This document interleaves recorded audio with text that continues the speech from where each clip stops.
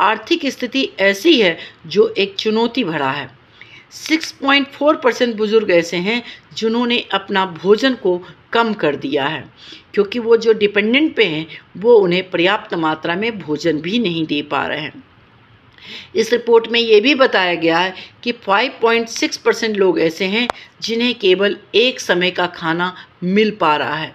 वो इस तरह से आर्थिक स्थिति में जूझ रहे हैं।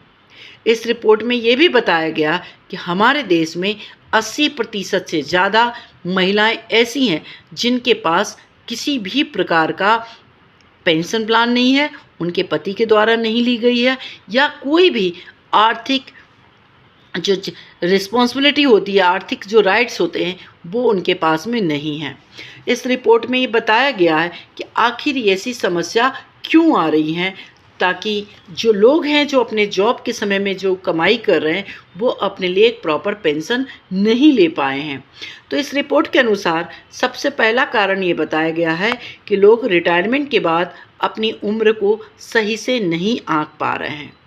सही से नहीं आंक पाना मतलब लोग सोच रहे हैं कि 60 साल में रिटायर होंगे, 70-75 तक जिएंगे, मतलब अगले 10-15 साल की बात कर रहे हैं, जबकि उन्हें ये नहीं पता है कि देश की एवरेज आयु जो है बढ़ती जा रही है।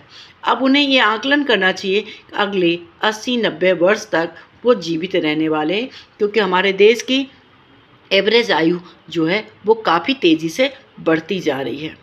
इस रिपोर्ट में उन्होंने बताया कि यदि किन किन मुद्दों पर ध्यान दिया जाए तो जो उनके पास में एक पर्याप्त पेंशन होगा। तो सबसे पहला रीज़न उन्होंने बताया कि कम से कम आप अपने एवरेज आयु को कंसीडर करें। मतलब जैसे भारत की मान लीजिए एवरेज आयु अभी 72 साल है, तो आप 60 से 72 मतलब 12 साल तो मान के चलें।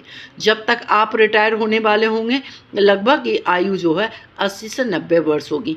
मतलब आज से आप 80 से 90 वर्ष की आयु तक के प्लानिंग को मेंटेन करके चलें, तो 50% संभावना जो है इससे ज़्यादा जीने की हो सकती है।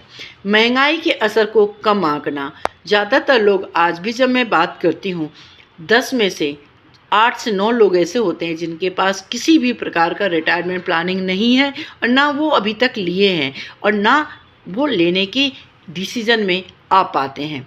उसका सबसे बड़ा कारण है महंगाई दर को कम आंकना। इसे बहुत बारीकी से समझने की ज़रूरत है। सपोज़ मान लीजिए 50,000 रुपये जो है आपका महीने का खर्चा है, 5% की महंगाई दर ही आप लेते हो, तो 10 साल में इसकी वैल्यू